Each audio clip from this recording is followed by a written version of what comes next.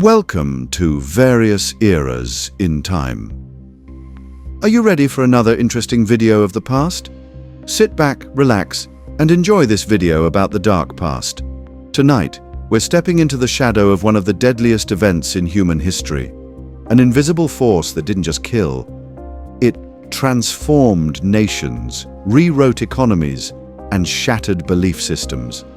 Now let's uncover the mysterious story of the Black Plague. The Black Plague, also known as the Black Death, wasn't just a disease.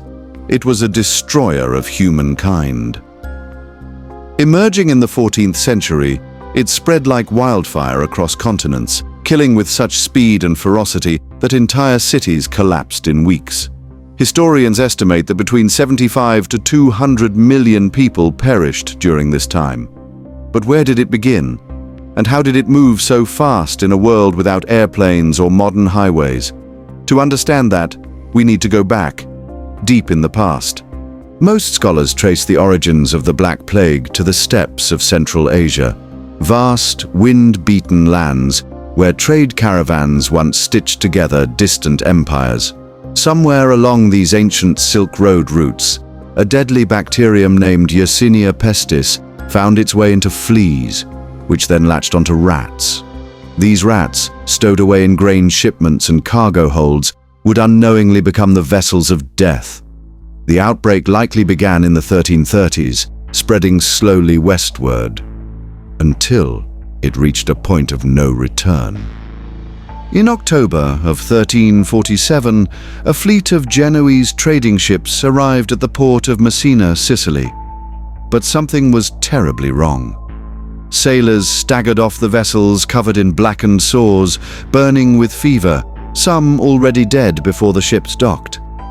Within days, the plague began to ripple through the city.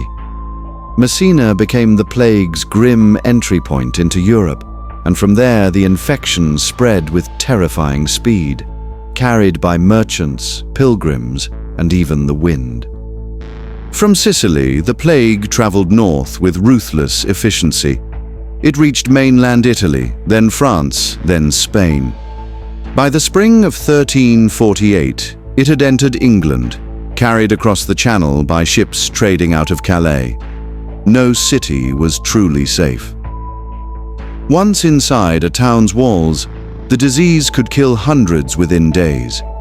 Entire communities were reduced to silence, shops abandoned, churches empty, bodies piling in the streets. The rhythms of daily life were replaced with the tolling of funeral bells. The Black Plague didn't just kill, it ravaged. Victims often began with headaches and chills, but within hours their lymph nodes would swell grotesquely, forming large, painful lumps called buboes, most often in the groin, armpits, or neck. As the infection advanced, the skin darkened from internal bleeding, giving the disease its grim name, Black Death. Delirium, vomiting, and an overwhelming stench followed. Death could arrive in as little as 48 hours.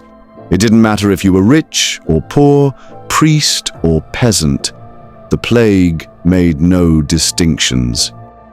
Medieval cities, unequipped for such catastrophe, turned to desperate measures. Some towns instituted early forms of quarantine, locking suspected cases inside their homes or closing city gates entirely.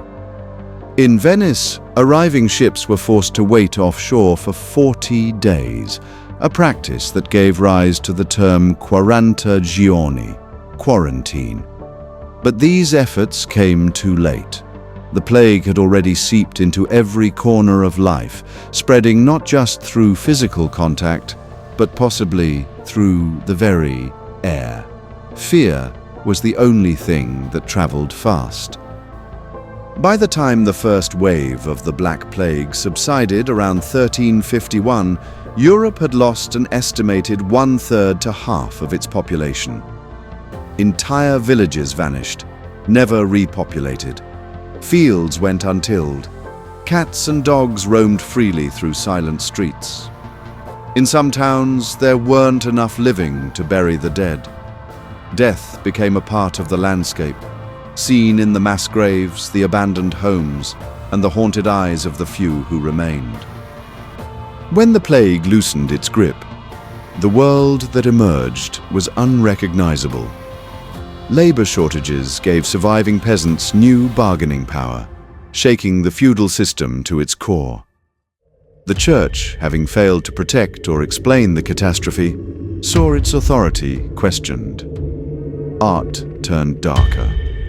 Literature, once full of chivalry and virtue, began to reflect the rawness of death and despair. In many ways, the Black Plague didn't just end an era. It helped give birth to a new one. It was the devastation that cleared the path for the Renaissance. The Black Plague wasn't just a medical disaster. It was a mirror, showing humanity at its most fragile, most frightened, and sometimes most resilient. It exposed what we fear most: the unknown, the unstoppable, the invisible. But it also shaped the world we live in today. Thank you for joining me on Various Eras in Time. If this story reminds you of something forgotten, don't forget to like and subscribe. So stay curious, and I'll see you in the next video.